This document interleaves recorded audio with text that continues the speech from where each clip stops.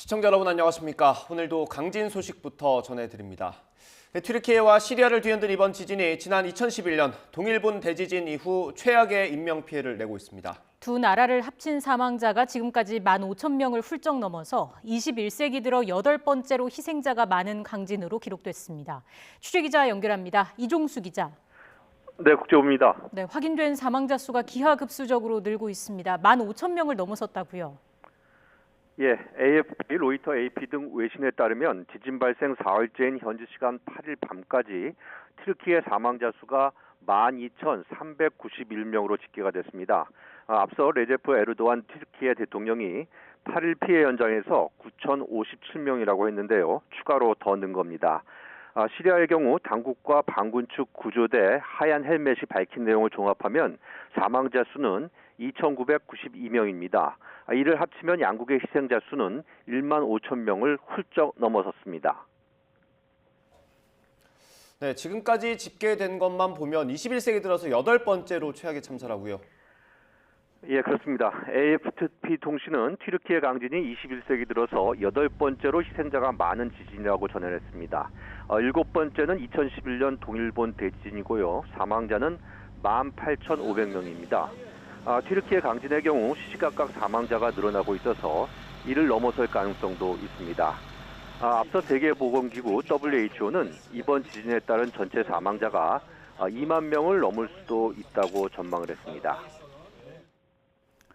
네, 구조가 신속하게 이루어져야 희생자가 또 줄어들 수 있을 텐데요. 골든타임도 지난 상황인 거죠? 예, 전문가들은 자연재해가 발생한 이후 72시간까지를 인명구조의 골든타임으로 봅니다. 생존율은 24시간 이내에는 74%에 이르지만 72시간이 지난 뒤에는 22%로 뚝 떨어진다는 겁니다. 닷새째 생존율은 6%에 불과하다고 합니다. 지난 6일 새벽 발생한 첫 지진을 기준으로 보면 골든타임은 이제 지나간 셈인데 속절없이 시간만 흘러가자 튀르키예 정부의 늑장 대응에 시민들 분노도 커지고 있습니다. 에르도안 대통령은 지진 피해 지역을 방문한 자리에서 이렇게 큰 재난에 준비되어 있기는 불가능하다고 거듭 강조를 해서 분노를 더욱 키웠습니다. 이러면서 당국 대응 비판 메시지가 터져나오던 소셜미디어 트위터는 최근에 튀르키예 내 접속이 차단되기도 했습니다. 지금까지 국제부에서 이종수입니다. 피해 범위가 워낙 넓어서 장비와 손이 부족하고 날씨까지 안 좋은 최악의 상황이지만 기적의 생還소식은 있습니다. 하지만 골든타임이 지나면서 구조 가능성은 점점 줄어들고 있습니다. 류재복 기자의 보도입니다.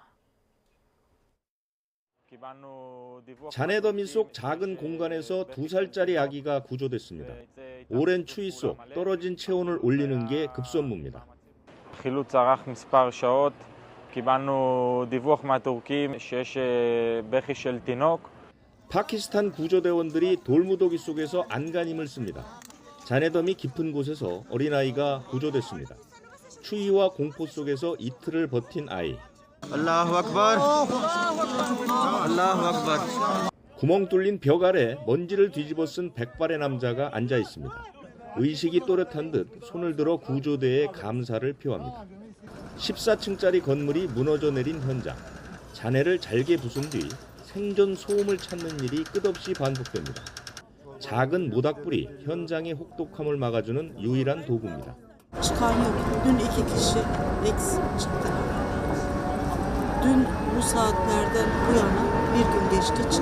국경을 초월한 구조의 손길이 곳곳에서 성과를 내고 있지만 기적의 시간은 점점 줄고 있습니다. YTN 이주복입니다. 이번 강진으로 사망자가 10만 명을 넘을 수도 있다는 분석까지 나왔습니다. 밤낮 가리지 않고 필사적인 작업을 하고 있지만 사상자는 기하급수적으로 급증하고 있습니다. 김상우 기자가 보도합니다.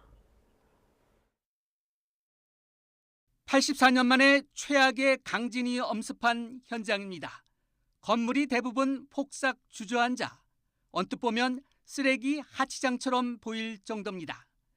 이른바 팬케이크 붕괴로 내진 설계가 되지 않은 상태에서 취약한 자재로 건축돼서 피해가 더 컸다는 지적입니다. 구조 중장비가 턱없이 부족한 가운데 붕괴 자체가 너무 심해 구조와 수색을 어디서부터 손을 대야 할지 막막한 상태입니다. 밤낮 가리지 않고 필사적인 작업을 하지만 사상자는 기하급수적으로 급증하고 있습니다. 생존율이 급격히 저하되는 72시간 시간과의 싸움, 이른바 골든타임은 의미가 없다는 지적이 나올 정도입니다. 결혼을 앞둔 예비신랑은 사망자를 임시 안치한 체육관에서 지진으로 숨진 예비신부를 발견하고 껴안고 망연자실합니다. 28 Nisan'da düğünümüz vardı. 2023 yılının 28 Nisan'ında düğünümüz vardı. Ama kısmet olmadı. 규모 7.8과 7.5의 연쇄 강진에다가 강력한 여진이 수없이 덮친 튀르키예와 시리아에서는 사망자가 속출해서 신원하기는 물론 처리 자체가 어려울 정도입니다. 그나마 장례라도 치르는 것은 다행이라고 여길 정도입니다. Mustafa Sönmez, Maraş merkezde enkazdan çıkarılarak getirildi. Kendi imkanlarımızla, akrabalarımızın yardımıyla kendisini enkazdan çıkarıp getirdik buraya. Üzgünüz. 미국 지질조사국은 사망자가 10만 명을 넘길 확률을 14%, 만 명에서 10만 명 사이일 가능성은 30% 등으로 내다봤습니다. 또 예상되는 피해 규모도 이전과 달리 튀르키예 국내 총생산의 최대 2%에서 6%로 올려잡았습니다. YTN 김상호입니다. 지진 피해가 큰 곳 가운데 하나인 시리아 북서쪽 지역은 반군이 장악하고 있습니다. 이 때문에 주민 대부분은 구호물자로 생활을 해왔습니다. 그런데 이번 지진으로 구호물자가 들어가는 유일한 통로가 막히면서 사실상 고립 상태에 빠졌습니다. 김원배 기자의 보도입니다. 무너진 건물 더미에서 한 어린이가 무사히 구조되자 구조대원들이 기뻐하고 있습니다. 반군이 통제하고 있는 시리아 북서부에서는 하얀 헬멧이란 이름의 민간 구조대가 수색과 구조 활동을 주도하고 있습니다. ولكن الآليات المتوفرة بين يدي فرق الدفاع المدني المعدات هي صراحة غير كافية حتى ينجز العمل بشكل سريع وحتى نسحب العالقين من تحت الأنقاض بشكل سريع. 시리아 북서부 지역은 이번 지진으로 시리아에서 가장 큰 피해를 입었지만 사실상 고립 상태에 빠졌습니다. 유엔 안보리 결의에 의해 구호물자가 들어오는 유일한 통로였던 튀르키예와 시리아 국경의 바브 알하와 국경 통제소가 막혀버렸기 때문입니다. 국경 통제소는 정상 운영 중이지만 주변 도로가 파손돼 구호물자 수송에 차질이 빚어지고 있다고 외신들은 전하고 있습니다. 시리아 정부는 자신들 쪽으로 구호물자를 보내라고 주장하고 있습니다. Without the control of the government, without permission of the government, without approval from the government, this is violation. Very simple. 시리아 북서부 지역 주민의 90%는 바브 알하와 국경 통제소로 들어오던 구호물자의 생계를 의존하고 있었습니다. 결국 12년간의 내전 피해에 최악의 지진 재난, 거기에 더해 물자 공급 중단까지 겹치면서 이 지역 주민들이 최악의 인도적 위기를 겪게 됐습니다. YTN 김원배입니다. 유럽연합 EU가 대지진 참사를 겪은 튀르키예와 시리아에 650만 유로, 우리 돈 약 88억 원의 인도적 지원을 결정했다고 현지 시각 8일 밝혔습니다. EU 집행위원회에 따르면 EU는 재해대응 시스템인 시민보호 메커니즘을 통해 튀르키예에 300만 유로, 시리아에 350만 유로를 각각 긴급 지원합니다. 이는 시민보호 메커니즘을 통한 인도 지원 금액 가운데 역대 최대 규모라고 EU 집행위원회는 설명했습니다. 시리아의 경우 정부에 직접 지원하는 것보다는 현지에서 활동하고 있는 비정부 기구와 유엔 산하 기관을 통해 이루어질 걸로 보입니다. 북한 김정은 국무위원장이 어제 저녁 인민군 창건 75주년을 기념하는 열병식에 참석했습니다. 연설은 하지 않았는데 이번에도 김주애로 알려진 딸을 데려왔습니다. 취재기자 연결합니다. 최두희 기자. 네, 통일부에 나와 있습니다. 네, 어제 있었던 열병식 소식 전해주시죠.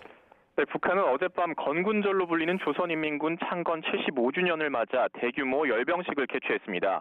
북한이 열병식을 연 건 지난해 4월 25일 혁명군 창건 90돌 기념 열병식 이후 약 10개월 만인데요. 이 자리에는 검은 중절모와 코트 차림을 한 김정은 위원장이 참석했는데 따로 연설은 하지 않았습니다. 김 위원장이 이번 열병식에 직접 모습을 드러내 대남 대미 관련 대외적 메시지를 낼 거라는 관측이 지배적이었던 만큼 연설을 하지 않은 건 다소 의외라는 반응도 나옵니다. 이 자리에는 또 김주애로 알려진 김정은 위원장의 딸도 참석한 것으로 확인됐는데요. 김주애는 열병식 행사장까지는 함께 이동한 뒤 본격적인 사열은 김정은 위원장만 진행한 것으로 보입니다. 지난 7일 건군절 기념 연회에 이어 김주애가 공식 석상의 모습을 드러낸 건 이번이 네 번째인데 모두 군 관련 행사인 만큼 후계 구도 등을 둘러싼 논란이 재점하고 있습니다. 다만 이번에 북한 매체는 김주애를 두고 어제 사용한 존경하는 자제분이라는 극존칭 예우 대신 사랑하는 자제분이라는 표현을 사용했습니다. 이와 관련해 통일부 당국자는 김주애가 김정은 위원장의 후계자의 가능성에 대해 후계 구도를 판단하기엔 이른 감이 있다면서도 모든 가능성을 열어두고 있다고 밝혔습니다. 또 하나 주목할 만한 게 북한에서 전술핵을 운영하는 부대가 등장했다고요. 네, 그렇습니다. 아직 북한 관영 매체인 조선중앙TV 보도는 나오지 않은 만큼 영상으로는 구체적인 보도 내용을 확인할 수는 없는데요. 다만 북한 관영 매체들의 보도를 보면 이번 열병식에 대륙간 탄도미사일 ICBM과 전술핵을 운영하는 부대가 등장했다고 표현되어 있습니다. 북한이 대륙간 탄도미사일과 같은 무기를 공개한 정황도 포착이 됐는데요. 이와 관련해서 미국 상업위성업체인 맥사 테크놀로지는 오늘 트위터에 어젯밤 10시 5분 평양 김일성 광장에서 찍힌 열병식 위성사진을 공개했습니다. 이 사진을 보면 평양 김일성 광장에 군중들이 모여 있고 대륙간 탄도미사일 ICBM을 실은 이동식 발사대 행렬이 이동하는 모습도 나오는데요. 사진만으로 정확한 식별은 어렵지만 전문가들은 선두에 선 무기를 ICBM 화성 17형으로 추정하고 있습니다. 또 그 뒤를 이은 무기는 중장거리급 미사일로 보이는데 북한이 통상 위력이 강하거나 신형인 무기를 뒤에 배치하는 점에 비춰볼 때 최근 실험했던 고체 연료 엔진을 적용한 신형 미사일일 가능성 등이 제기됩니다. 지금까지 통일부에서 YTN 최두입니다. 북한 당국이 김정은 국무위원장의 딸 김주애가 김정은 부부 사이 정중앙에 자리 잡은 사진을 공개한 걸 두고 그를 후계자로 내세우고 있다는 가장 분명한 신호라고 미 워싱턴 포스트가 보도했습니다. 워싱턴 포스트는 현지 시각 8일 김정은은 딸이 예상되는 후계자라는 가장 분명한 신호를 보낸다는 제목의 서울발 기사에서 분석가들을 인용해서 이처럼 전했습니다. 워싱턴 포스트는 김주애 머리는 스타일리시한 어머니인 리설주를 연상하게 하고 검은 스커트 의복과 실용적인 구두를 신고 있다고 외양을 전하기도 했습니다. 국회가 어제 본회의를 통과한 이상민 행정안전부 장관 탄핵소추 의결서를 헌법재판소에 제출하면서 이 장관의 거취 판단은 헌재로 넘겨졌습니다. 이 장관 탄핵소추와 더불어민주당 이재명 대표 검찰 수사 등을 놓고 여야가 충돌하면서 2월 임시국회 전국도 빠르게 얼어붙고 있습니다. 국회에 연결합니다. 조성호 기자. 네, 국회입니다. 네, 이상민 장관의 거취 판단 이제 헌재로 넘겨진 거죠? 네, 국회가 오늘 오전 10시 헌법재판소에 어제 본회의를 통과한 탄핵소추 의결서를 제출했습니다.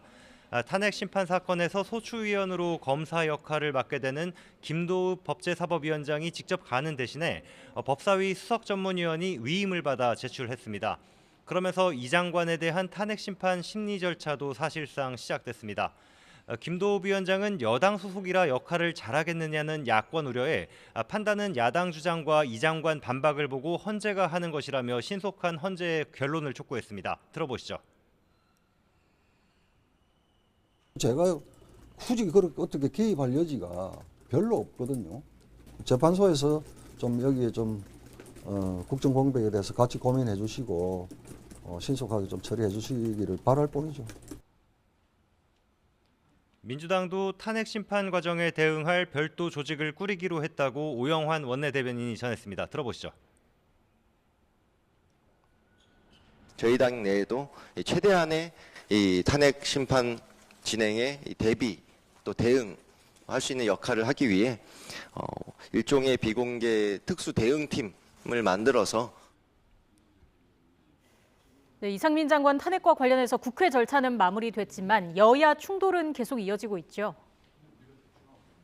네, 2월 국회가 문 열자마자 이상민 장관 탄핵안을 처리했고 또 내일 이재명 민주당 대표 검찰 출석이 예정된 만큼 거센 공방이 오가고 있습니다. 국민의힘은 탄핵소추 의결에 대해 이재명 대표 수사에 대한 국민 관심을 돌리고 의회 방탄을 실현하기 위한 정쟁 목적만으로 헌정 역사에 오점을 만들었다고 맹비난했습니다. 정진석 비상대책위원장 발언입니다. 민주당은 헌법을 무시한 채 이상민 행안부 장관을 탄핵했습니다. 입법 독재라는 말 외에는 표현할 방법이 없습니다. 민주당의 대선 불복과 헌정 질서 파괴는 날이 시퍼런 부메랑이 되어 내년 총선에서 민주당을 직격하게 될 것입니다. 정진석 비대위원장은 이재명 대표를 향해서는 유동규 전 성남도시개발공사 본부장의 말을 인용하며 특권을 너무 쓰는 것 같다며 일반 사람들처럼 조사에 성실히 응하고 재판 잘 받으라고 일갈했습니다. 민주당은 대통령실과 여당 반발에 국민을 갈라치기 하고 여론을 오도해 참사 책임을 면하려는 저열한 정치 행태라고 비판하면서 탄핵소추는 사과와 책임을 거부한 윤석열 정권 스스로 초래한 것이라고 맞받았습니다. 박홍근 원내대표 얘기 들어보시죠. 충분한 시간과 기회를 줬음에도 주무장관과 대통령이 끝내 거부한 책임을 국회가 대신해 묻기까지는 103일이 걸렸습니다. 윤석열 대통령은 헌법과 법률이 정한 국가의 제1공복으로서의 의무를 저버린 무책임한 지도자로 우리 역사에 부끄럽게 기록될 것입니다. 이재명 대표는 검찰 소환 조사를 앞두고 공개 일정을 줄이고 당무에 집중하고 있습니다.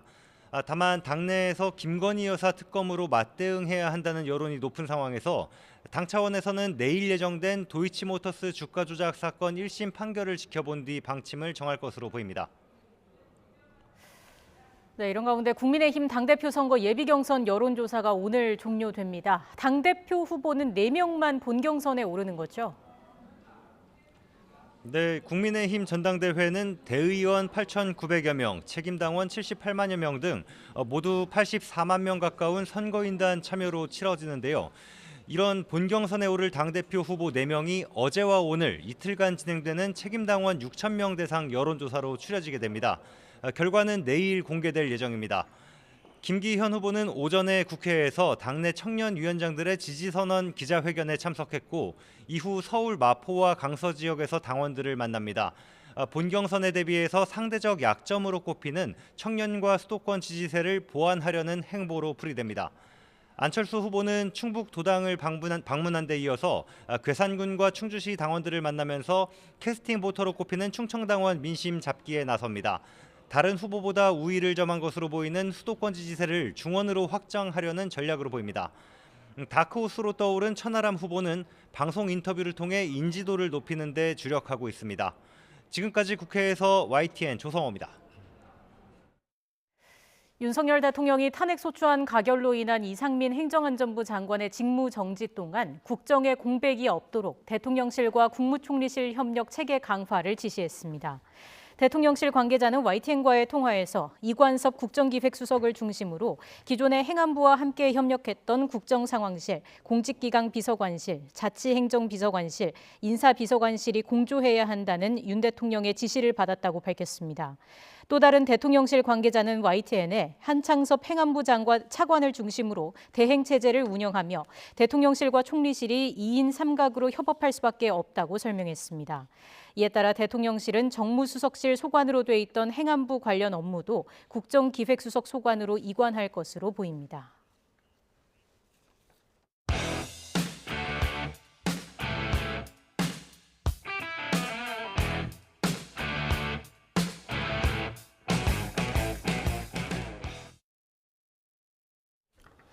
오늘의 정치권 이슈 짚어보겠습니다. 정미경 전 국민의힘 최고위원, 신경민 전 민주당 의원 두 분과 함께합니다. 어서 오십시오. 네, 안녕하세요. 네, 저희가 국회에서 전해드린 것처럼 이상민 행정안전부 장관의 탄핵소추안이 어제 국회를 통과했고요. 직무가 곧바로 정지가 됐습니다. 정치권 오늘도 공방을 이어갔습니다. 준비된 영상 보고 대담 시작하겠습니다.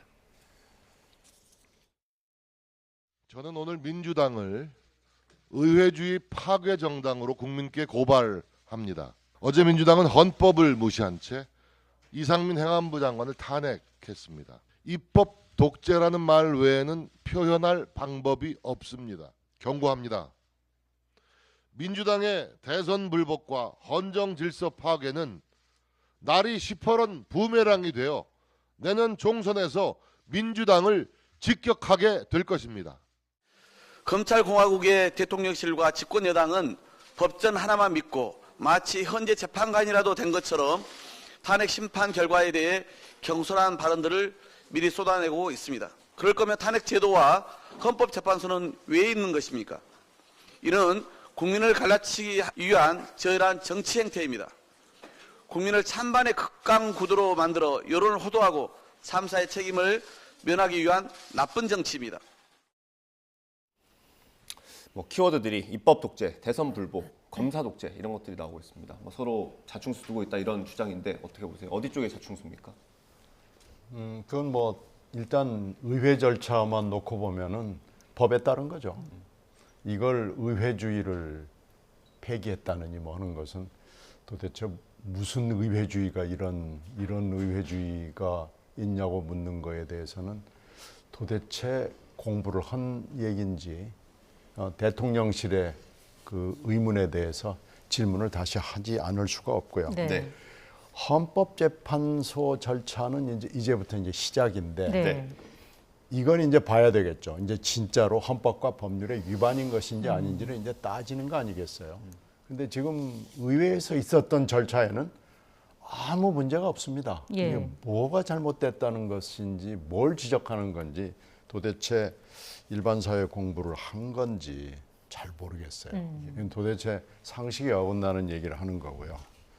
다만 해임 건의안에 대해서 만약에 대통령실이 대응을 했더라면, 그리고 대개 지금까지 해임 건의안에 대해서는 건의라고는 하지만 그 건의를 넘어서서 국회가 얘기하는 거기 때문에 굉장히 심각하게 받아들였거든요. 예. 그래서 역대에 보면은 해임 건의안이 통과가 되면은 대개 본인이 그만뒀습니다.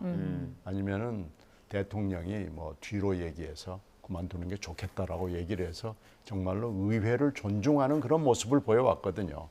근데 이번에 이 경우에 보면 사전 조치, 현장 대응, 사후 조치 다 엉망진창으로 한 이런 참사를 빚어내고도 이거 법을 한번 따져봅시다.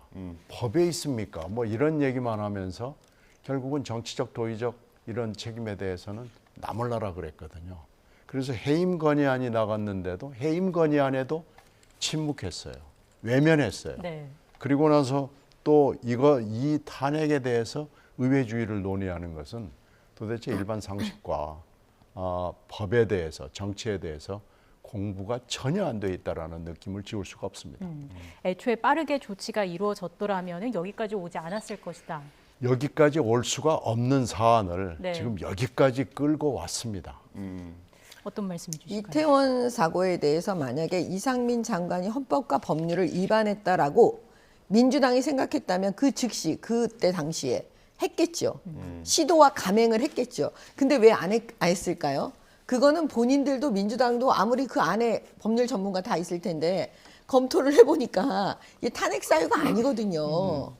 그렇기 때문에 안 했던 거예요. 그러면 예. 지금 이 타이밍에 왜 했을까? 네. 그건 뻔합니다. 지금 민주당은 이재명 대표를 구하기 위해서 방탄하고 있어요. 근데 그 수단, 방탄의 수단은 결국 뭐냐? 국회에서 다수당을 장악하고 있기 때문에 그 다수당이 할 수 있는 모든 걸 지금 다 사용하고 있는 거예요. 예. 그래서 지금 결국은 뭐냐면 해임, 그다음에 이제 안 되니까 탄핵 이러고 있는 거거든요. 그러면 제가 볼 때는 보통 일반인들도 고소를 할 때 처벌되지 않을 게 뻔히 아는데 고소하는 사람, 그거 처벌합니다. 무고죄로. 예, 일반인들한테도 우리 국민들도 그렇게 해요. 예. 고소 고발을 그래서 함부로 못 하는 거예요. 정말 피해자만 하는 거예요. 그다음에 자기가 피해를 봤다고 신념을 가지고 믿는 거예요. 그런 분들만 하는 거예요. 근데 지금 민주당의 이 탄핵의 하는 이 과정을 보면은 본인들도 이거 탄핵 사유 아니라고 본다니까요. 그냥 골탕 먹이는 거잖아요. 윤석열 대통령. 예. 그렇기 때문에 이거는 무고죄에 해당되는 거지. 만약에 일반 이게 사람으로 만약에 본다 그러면요. 네. 그래서 의회주의 파괴라고 하는 거예요. 탄핵이라는 건 굉장히 엄중한 겁니다. 네. 이 장관이 정말 대한민국의 장관인데 헌법과 법률을 다 위반했는데 그거를 대통령께서 그냥 두시기 때문에 이건 우리가 의회에서 어떻게 할 수 없다. 엄청나게 엄중한 일을 갖다가 이 사람들은 이재명 방탄으로 이용해서 다수당이라는 거를 이용해서 그 횡포를 지금 하고 있는 거기 때문에 의회주의 파괴라고 국민의힘에서 주장하는 거지요. 예. 예, 그래서 그 지점을 그렇게 표현한 겁니다. 예, 무고죄라는 말씀까지 해주셨네요. 이런 경우에 무고죄는 뭐 전혀 일단 해당하지 않고요. 비유를 해주신 거니까. 네, 비유니까요. 비유입니다. 비유. 네, 비유니까 뭐 그럴 수는 없는 것이고 헌법과 법률에 어긋나는지 어긋나지 않는지는 헌법재판소에서 판단을 할 거기 때문에 지금 우리가 여기서 왈가왈부해봐야 아무 의미가 없는 거고요. 그리고 이 행정안전부 장관은 이런 장관은 저는 좀 처음 봅니다. 어떻게 이렇게 책임을 져야 될 자리에 있는 사람이 엉뚱한 소리를 해가지고 국민 밉상반열에 올라섰어요 이미.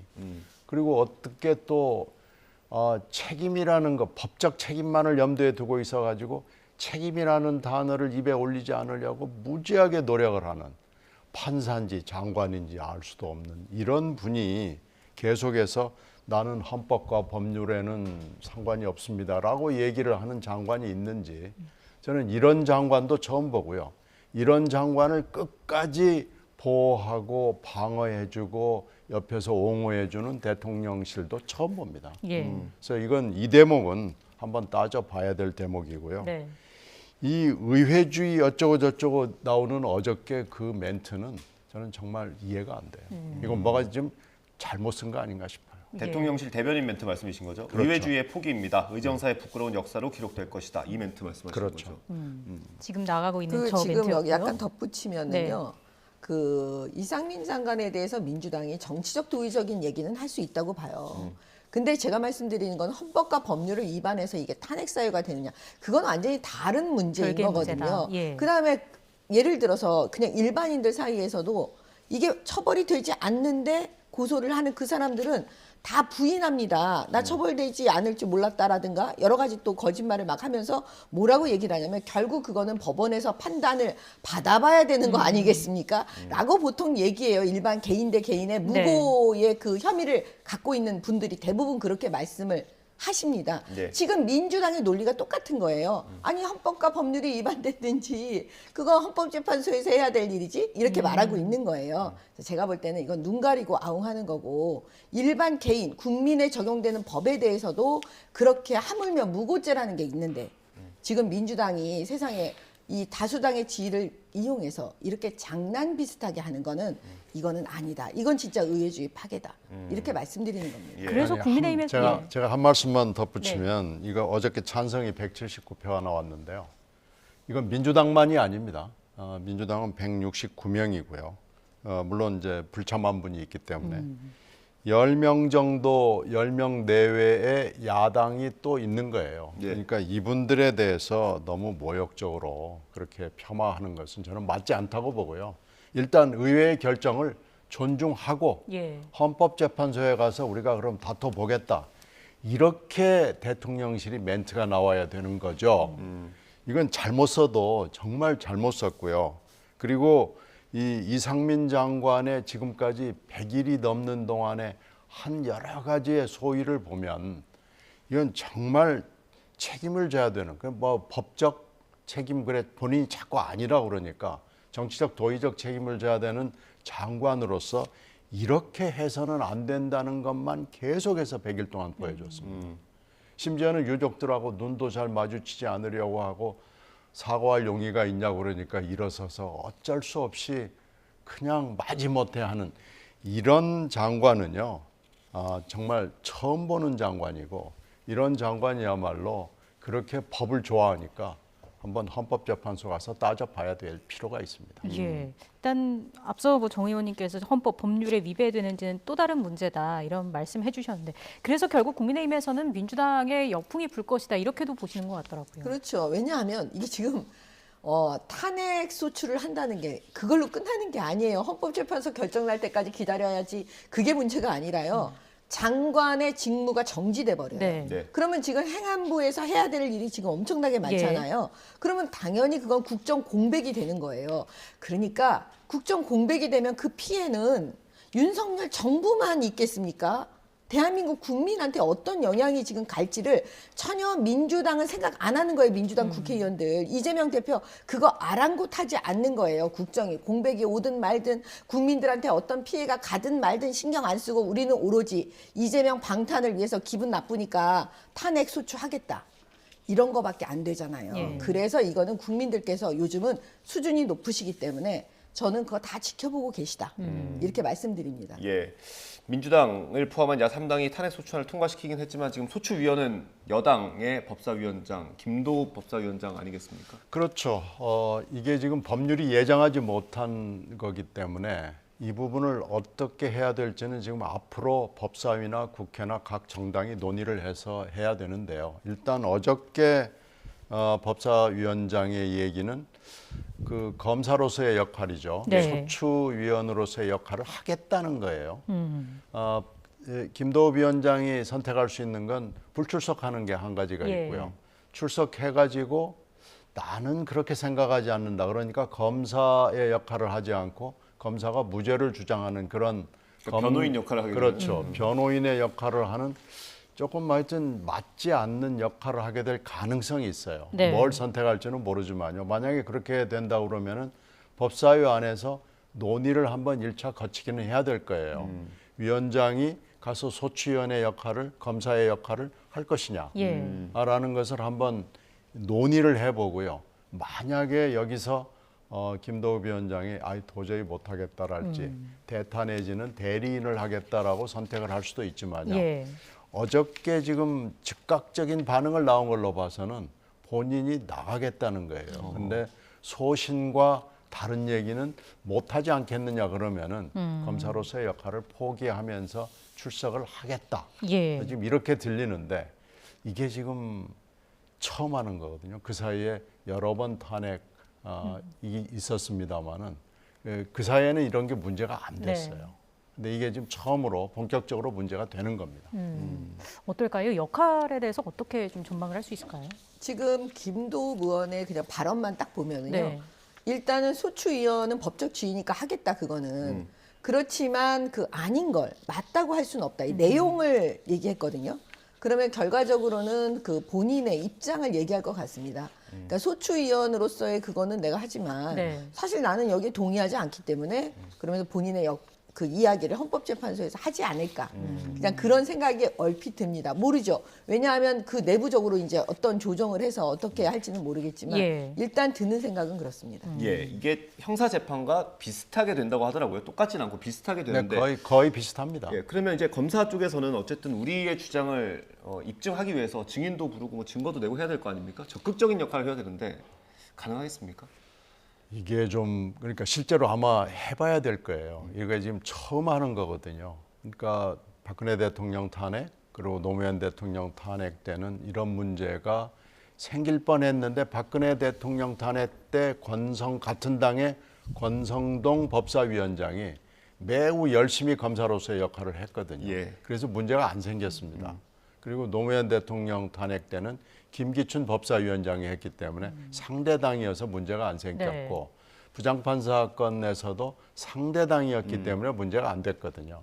근데 이게 지금 같은 당이면서도 또 입장까지 전혀 다르기 때문에 지금 법이 예정하지 못했던 상황이 벌어진 겁니다. 예. 만약에 이게 대리인단을 세운다고 하면은 뭐 그 이후에 절차나 뭐 이런 것들은 법적으로 규정이 돼 있는 건가요? 지금 아마 제가 볼 때는 규정 안 돼 있고요. 그 민주당은 어떻게 보면 상식과 법 이런 거를 안 지키는 분들인 것 같아요. 예를 들어서 조국 전 장관, 사실 사회 지도층이죠. 서울대학교 교수, 그 다음에 그 장관을 하려고 했던 분, 장관을 했죠 참.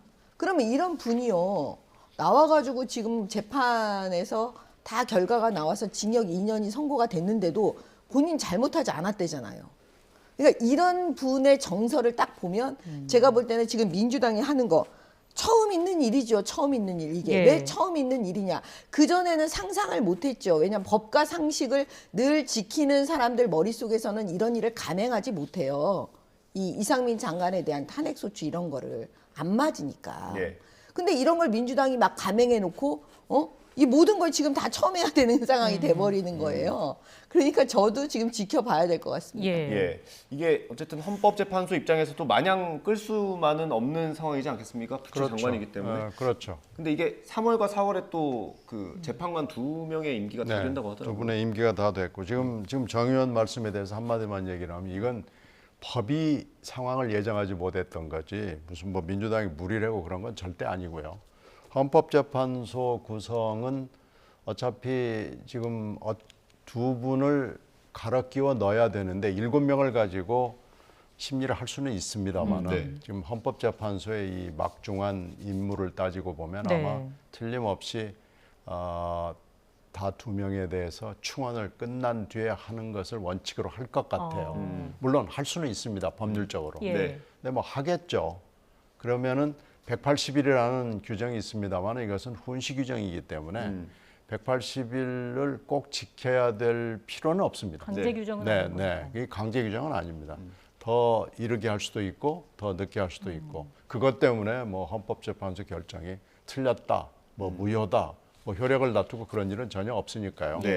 그러니까 일단은 헌재 구성을 헌법재판소 입장에서는 완성한 뒤에 왜 그러냐면 6명의 재판관이 찬성을 해야 되기 때문에 7명을 가지고 하면은 이게 충분히 심리가 안 될 수 있다. 의견 표명이 충분히 모아지지 않을 수 있다라고 판단을 할 수 있기 때문에 아마 틀림없이 구성을 완성을 하고 싶다. 뭐 이런 의견을 피력할 가능성이 저는 높다고 봅니다. 그렇게 따지면 재판 개시가 매우 이건 물론 재판은 아니지만 심리 개시가 늦어지는 거죠. 그러면 결정을 물론 빨리빨리 해서 결정 그 심리를 빨리 할 수는 물론 있습니다만은 180일까지 안 갈 수도 물론 있고요. 지난번에 탄핵을 경우를 보면은 빨리 심리를 진행을 했어요. 그래서 결정을 빨리 내리는 쪽으로 가더라고요.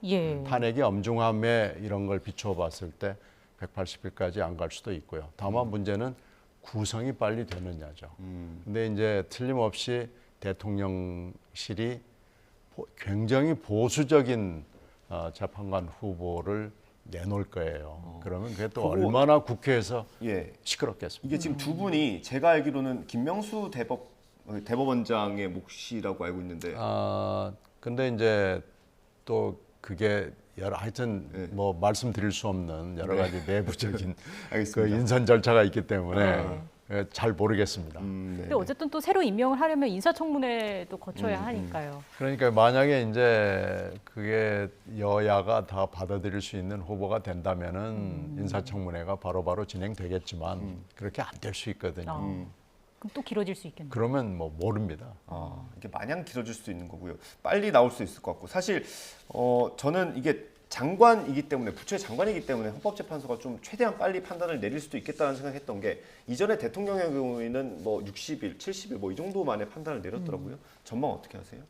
근데 이제 그때 그 무슨 판사에 대한 인성근 판사에 대한 거는 제가 보니까 266일 만에 각하 결정을 했어요. 맞아요. 그 각하라는 건 뭐냐면 내용 심리까지 안 들어간다는 거예요. 그냥 절차만 보고 이거는 입구에서 들어오지 못한다. 그게 각하거든요. 그러면 그거는 2, 3일 만에 해줘야 되는 거예요. 각하는. 내용 심리가 아니기 때문에 그래요. 그런데도 그거를 266일 만에 이렇게 했잖아요. 그러니까 이 헌법재판소는 이런 부분에 대해서 국민들로부터 사실 어떻게 지탄을 받을 수 있는 부분이 있는 거죠. 그래서 지금 예를 들어서 그 전에 대통령들에 대한 이 탄핵 이 부분에 대해서 빨리 내린 건 그만큼 이 국정 공백이 너무 심하게 생기고 혼란이 올 수 있으니까 빨리 내려준 거잖아요. 그러면 제가 말씀드린 게 이상민 장관은 지금 행안부 장관인데 행정안전부 장관 되게 중요한 자리입니다. 왜냐하면 모든 사건 사고를 미리 대비해야 되는 자리예요. 안전사고 특히. 만약에 이 공백 기간 중에 정말 상상할 수 없지만 그런 일이 절대 벌어지면 안 되지만 혹시라도 무슨 사고가 났을 때 그 책임은 과연 또 누가 질 거냐. 이런 여러 가지 문제가 있기 때문에요. 빨리 헌법재판소에서는 이거 결론을 빨리 내려줘야 된다, 저는. 그래야 혼란을 빨리 수습할 수 있지 않겠나. 그러니까 결국은 뭐냐면 국회가 민주당이 잘못한 거를 또 누군가가 또 이렇게 수습하고 처리하고 청소하고 이래야 된다는 게 정말 너무 안타깝습니다. 네, 뭐 일단 여러 가지 변수가 있는데 어떻게 진행이 될지 어떤 결론이 날지까지 좀 봐야 할 것 같고요. 이런 가운데 민주당이 윤 대통령에 대해서 고발을 검토하고 있다는 소식이 전해졌습니다. 전당대회에 개입하고 있다라는 이유였는데 2018년에 박근혜 전 대통령의 공천 개입 유죄 취지와 좀 유사하다고 보고 있는 것 같아요. 글쎄요, 이제 공천하고 물론 이 전당대회에서 대표하고는 이제 격은 좀 다르죠. 네. 그러나 정당법과 헌법이 상정하고 있는 어떤 민주주의에 대한, 특히 정당 정치에 대한 이상과 본질을 따지고 보면 비슷할 수도 있지 않나라는 그런 의견이 있는 거예요. 그래서 헌법과 정당법 그 규정을 문면으로만 봤을 때는 이게 좀 이번에 좀 너무 심한 거 아니냐라는 것을 느낄 수가 있어요. 쭉 보면은 유승민 이분은 뭐 거의 고층에서 밀어가지고 중상을 입은 경우에 해당하고, 이준석 전 대표의 경우는 입만 남기고 매장을 한 경우에 해당하고, 나경원 집단 린치하고 지금 안철수 후보도 집단 린치 중이잖아요. 천하람도 어떻게 될지 모르겠다는 우려들이 굉장히 많습니다. 그래서 이건 어떤 경우에는 나경원, 안철수 두 후보의 경우에는 대통령이 직접 나서서 집단 린치에 가담을 한 경우에 해당하거든요. 그리고 이준석 전 대표의 경우에는 약간 의심은 가지만 대통령실이 관여한 것 같다는 느낌만 지금 있는 거죠. 그래서 이렇게 보면은 국민의힘 전당대회라는 것이 어떻게 여기까지 이렇게 될 수가 있는 것이냐라는 얘기를 온 국민들이 다 지금 하게 돼 있기 때문에 한번 법률 검토를 해볼 필요는 있다. 그래서 법률 검토 결과 여러분들에게 물어보고 한번 이건 법률 검토를 마친 뒤에 법원의 판단을 한번 받아볼 필요가 있다 그러면은 고발할 수 있는 겁니다. 이 어쨌든 대통령은 임기 중에는 내란이나 외환 범죄가 아니면 소추받지는 않잖아요. 민주당의 대응 어떻게 생각하세요? 민주당은 지금 계속 윤석열 대통령 공격하게 혈안이 되어 있기 때문에 저는 이것도 그 중에 하나인 거예요. 왜냐하면 민주당 스스로 너무 잘 알고 있습니다. 보통 윤석열 대통령도 당원이거든요. 그러면 이게 전당대회는 사실 당원이 참여하는 거잖아요. 네. 그렇기 때문에 전당대회 안에서 이루어지는 대통령이 어떤 방식으로도 개입을 하느냐, 그 부분에 대해서는 뭐 나와 있는 게 사실 없어요. 거기서 무슨 자유방해죄 뭐 이런 얘기가 지금 민주당에서 정당법 49조를 얘기하고 있지만 그거에 해당되는 거는 일단 없어요. 무슨 폭행 뭐 이런 건데 그거는 말이 안 되잖아요. 그런 식으로 뭐 개입한 거를 처벌한다 뭐 이런 거니까. 그래서 제가 볼 때는 이거는 그냥 민주당의 또 정치 공세, 이재명 방탄. 지금 이재명 대표가 지금 코너에 몰려 있지 않습니까? 그 쌍방울 김성태 전 회장이 지금 진술을 계속 얘기하고 있기 때문에 그러니까 그거에 대해서 어떤 방식으로든 계속 윤석열 대통령 공격하는 건데요.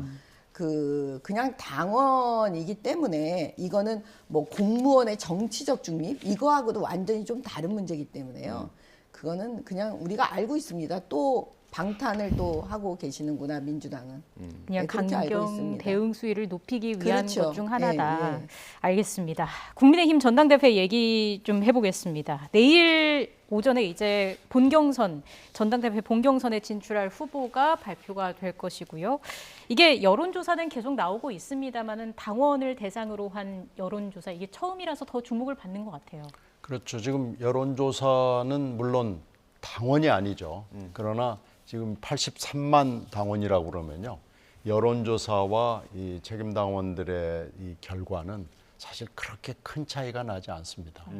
만약에 당원이 뭐 20만이다, 뭐 그 정도 내외다 그러면은 다를 수 있죠. 근데 이게 80만이 넘어서고 100만을 육박하면은요. 저희들이 여러 번 민주당에서 경험을 해봤습니다만은 그 정도 규모가 되면은 그러니까 지지층 여론조사죠. 지금 나오는 건데요. 지지층 여론조사를 하게 되면 큰 차이가 나지 않습니다. 그러니까 지금 이렇게 이 난리가 다 나는 거고요. 아니 갑자기 나경원 후보가 후보는 아니죠. 뭐 후보가 아니었습니다. 후보 등록 자체를 안 했죠. 나올 뻔 하다가 그만뒀더니 이게 막 표가 갈리고 이러니까 비상이 걸린 거죠. 그러니까 비상이 걸리니까 지금 이런 사단이 일어나고 안철수 후보에 대해서 여러 가지 집단 린치가 지금 현재 진행 중이고 천하람도 위험하다는 경고 사인이 나오는 거고 지금 그런 거거든요. 네. 그러니까 이렇게 따지면은 지금 현재 여론조사가 물론 들쭉날쭉하는데 여론조사를 복수로 놓고 그 흐름을 이렇게 보면은 아직도 안 후보가 우위에 있는 건 맞아요. 근데 이건 이제 근본적으로 김기현 후보의 경쟁력이 없는 겁니다. 이렇게 온 세계의 삼척동자가 다 알 정도로 윤 대통령이 밀어주는데도 안 뜨는 거죠. 김 후보 자체에 경쟁력이 없고 비호감이 많고 지금 이런 문제가 있는 거예요. 그러니까 저는 윤심이 후보를 잘못 골랐다 그렇게 생각합니다. 알겠습니다. 그 그래픽을 지역별 현황을 한번 띄워주시겠습니까? 이게 오늘 아침 당에서 발표한 내용이에요. 이제 유권자들이 어느 지역에 분포가 돼 있는지를 보여주는 건데 일단 최고위원께서 설명을 좀 해주시면 좋을 것 같아요. 수도권이 좀 많이 늘었더라고요. 네, 수도권하고 지금 영남의 비율이 거의 비슷하거든요. 네. 그러면 이제 전통적으로 이제 우리는 영남의 그 집중적인 그 당원들이 굉장히 많이 계시기 때문에요. 제가 볼 땐 투표율인 것 같아요. 일단은 수도권이 늘긴 늘었는데 과연 투표율도 같이 늘 것이냐. 예, 근데 투표율은 수도권이 그 영남에 비해서 좀 떨어지지 않을까. 약간 그런 분석이고요. 그다음에 그 천하람 후보가 나와서 오히려 김기현 후보에게 훨씬 유리한 국면이 된 것 같이 보여져요. 어떤 왜냐하면 이건 그냥 여론조사만 분석을 좀 해보면 그렇습니다. 왜 그러냐면은 천하람 후보가 그 갖고 있는 그 표는 대부분 안철수 대표에게 천하람 후보가 나오지 않았으면 안철수 대표한테 후보에게 갈 표들이거든요. 그러면서 그거를 안철수 후보 표를 천하람 후보가 가져오는 거죠. 그런데 만약에 이제 이게 결선 투표를 가져가게 되거나 지금 현재도 마찬가지지만 안철수 후보에게 불리하지 김기현 후보에게 불리하지 않거든요. 네. 결선으로 가도 그 천하람 후보를 그 지지했던 1차에서 지지했던 그런 분들이 그 아마 그 안철수 후보나 김기현 후보의 표를 하지 않고 아예 투표를 안 할 수 있다. 포기할 가능성이 되게 높아 보이지 않나. 네, 그런 생각이 듭니다. 아까 그 지도 다시 한 번 보여주세요. 이거 숫자를 좀 설명을 해주는 게 좋을 것 같아서 오늘 아침 당에서 발표한 내용입니다. 서울이 14.79고요. 경기도가 18.71, 인천이 4.29 해서 수도권이 37.79%입니다. 그리고 대구, 경북 합쳐서 21.03, 그리고 부산, 울산, 경남이 18.64 이렇게 나왔습니다. 서울이랑 경기도가 굉장히 많더라고요. 서울과 경북은 비슷하고요. 14%대로 비슷하고요. 어떻게 보셨어요, 의원님? 글쎄 이게 지금 국힘당으로서는 깜짝 놀랄 분포도를 보인 거예요. 수도권이 이렇게 많아지고 TK 지역보다도 뭐 훨씬 높잖아요. 근데 뭐 이건 사실은 깜짝 놀랄 일이긴 한데 아직까지는 잘 모릅니다. 투표율이 결정적이거든요. 근데 민주당 경우에는 호남 투표율이 굉장히 높거든요. 마찬가지로 TK와 PK 지역의 투표율이 국힘당에서 굉장히 높을 것이기 때문에 수도권이 지금 38%에 육박을 하는데 이분들이 얼마나 나와줄까? 천하람 효과가 있을까?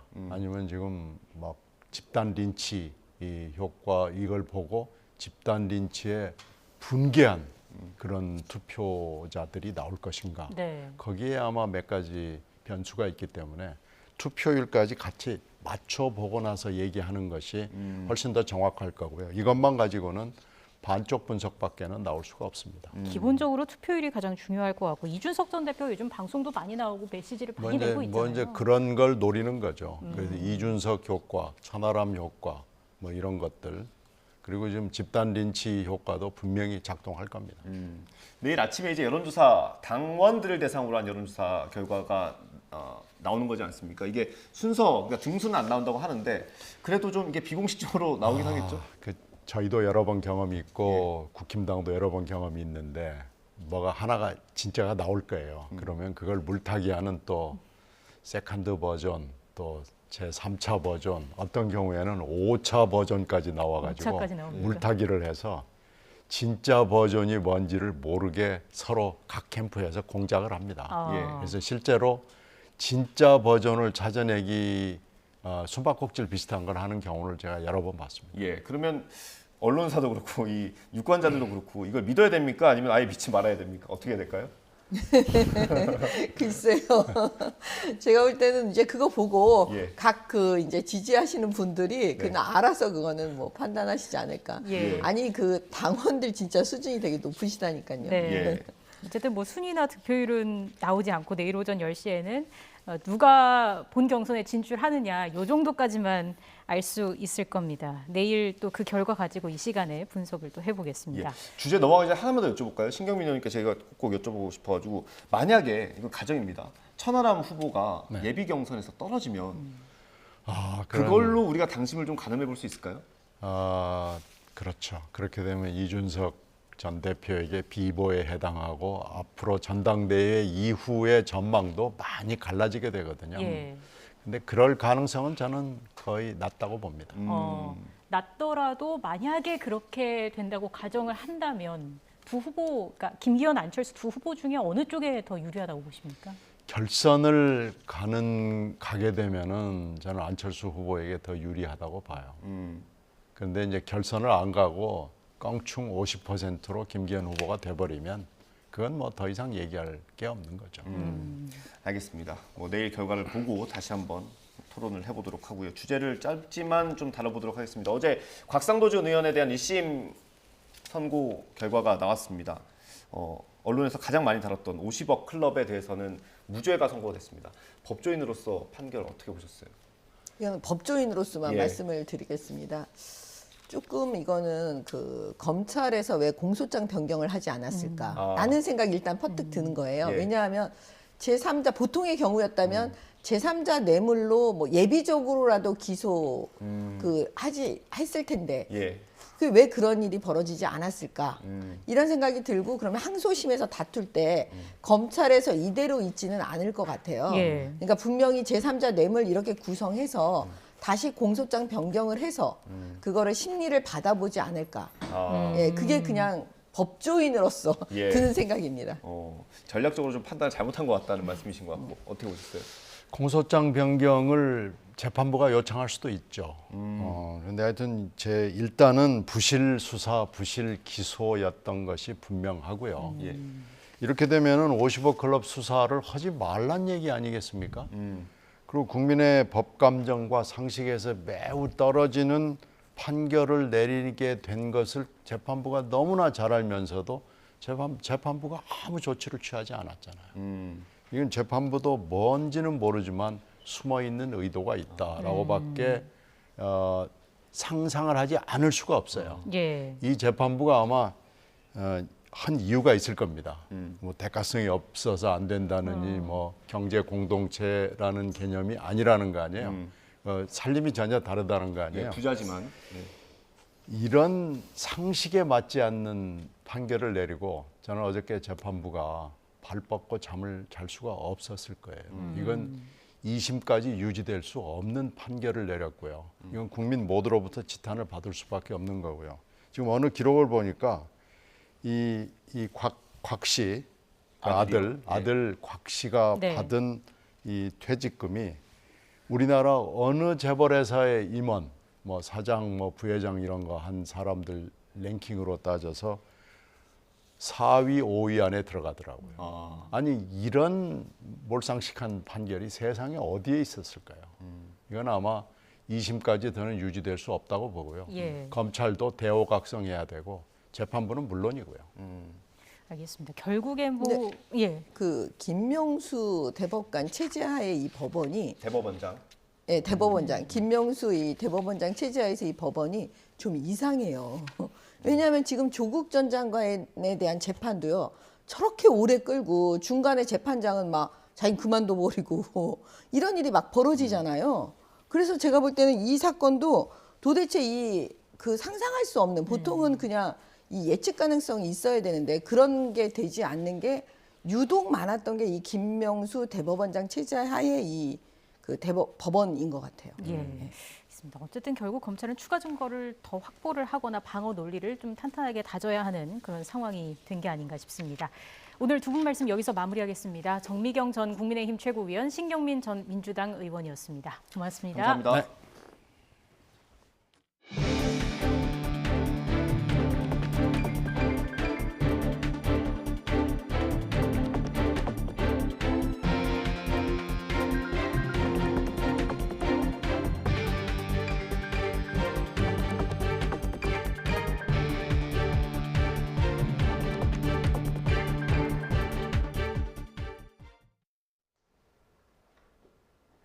오늘도 예년 기온을 웃돌며 추위 걱정 없습니다. 서울이 한낮에 영상 10도, 남부지방은 광주가 12도까지 오르겠고요. 3월 중순만큼이나 온화하겠습니다. 다만 낮 기온이 크게 오른 만큼 일교차도 크게 벌어지겠습니다. 오늘은 전국이 대체로 흐리다가 밤부터는 건조함을 해소해줄 단비가 내리겠습니다. 비는 늦은 오후 제주도에서 시작돼 밤 사이에는 전국으로 확대되겠습니다. 특히 기온이 영하권으로 떨어지는 새벽에는 비가 눈으로 바뀌어 내리겠습니다. 내일까지 경남 북서 내륙에 최고 15cm의 폭설이 쏟아지겠고요. 경북 북동 산간에도 7cm 이상이 예상됩니다. 제주도에 최고 60mm, 남해안에도 30mm 이상의 많은 비가 내리겠습니다. 이들 지역은 바람도 강하게 불어 주의가 필요하겠습니다. 오늘 낮 기온은 어제와 비슷하거나 조금 높겠습니다. 서울 10도, 대전 12도, 부산 11도가 예상됩니다. 이번 눈비는 내일 오전이면 대부분 그치겠고요. 다가오는 주말과 휴일에도 예년보다 온화한 날씨가 이어질 전망입니다. 날씨였습니다. 이어서 뉴스앤이슈 2부가 방송됩니다. 저희는 잠시 뒤에 돌아오겠습니다.